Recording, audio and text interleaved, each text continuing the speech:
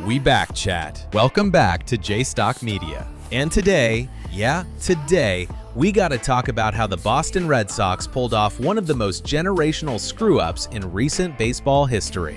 Because they shipped out the face of the franchise, a guy who deserves to have his number retired in Boston, after completely mismanaging the Bregman signing. Not because Devers declined, not because of money, because Boston created a mess and panicked. Imagine waking up on February 13th and bang, the Red Sox finally do it.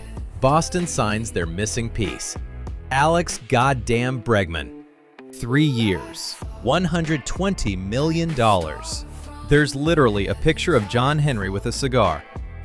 The message was clear. The Red Sox were back. World Series or bust. But here's where everything starts to go left. Behind the scenes, while fans were celebrating, the Red Sox were already talking to Devers. All winter long, they told him the same thing. If Alex Bregman was coming to Boston, he was playing second base. That meant Devers stays at third. The position he's played, the position he's bled at. That was the agreement. That was the understanding. Then spring training arrives.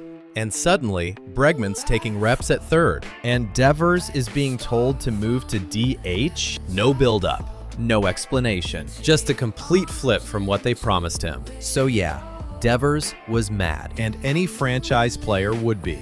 This wasn't about ego. This wasn't about refusing to adapt. This was about trust, and it breaking. Once that trust was gone, everything sped up. Now the front office is dealing with the problem they created. Frustrated franchise player, $120 million signing, no clear plan. This was the moment to slow things down, to communicate, to fix it internally. Boston didn't. They panicked. It stopped being about baseball fit and turned into control. And when front offices think like that, they don't look for the best solution. They look for the easiest one.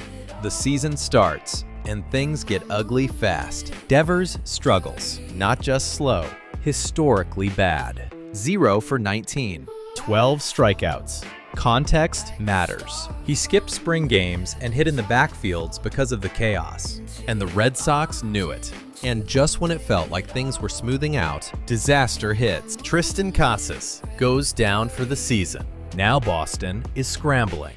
And who do they turn to? Devers. The same guy they pushed off third. The same guy they told to DH. The same guy they told to throw his glove away. Now they ask him to play first base. That's when everything breaks. This wasn't about first base. This was about everything. It got so bad that John Henry flew to Kansas City to repair the relationship. Owners don't do that unless it's broken. That wasn't routine. That was damage control. On June 15th, after sweeping the Yankees, the Red Sox trade Devers, a homegrown cornerstone, a franchise bat, a guy Boston thought would retire in that uniform. And for a while, it worked. The tension was gone. The noise stopped. The focus shifted to Roman Anthony and Marcelo Mayer. The team found identity. They stayed competitive. For the first time since 2021, the Red Sox played meaningful games in September. They made the playoffs. For a moment, it looked like they survived it. But short-term success doesn't erase long-term responsibility. And that brings us to now. This is the offseason now. You refused to sign Pete Alonso. You had Rafi's money off the books. You had flexibility. You had momentum. And for weeks, you did nothing.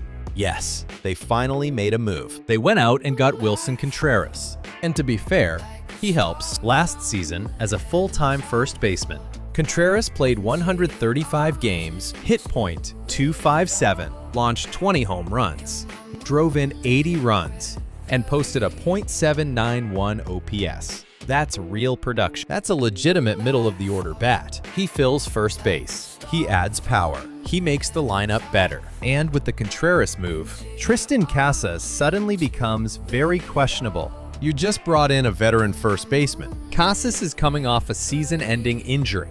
His path to everyday at-bats isn't clear anymore. And then there's Masataka Yoshida. He's basically locked into the DH spot, making about $18 million a year. And that contract is hard to move without eating money. So now look at the board. Contreras at first, Yoshida stuck at DH. Casas with nowhere obvious to go. That's not flexibility. That's a logjam. That does not change the core problem. But let's be very clear.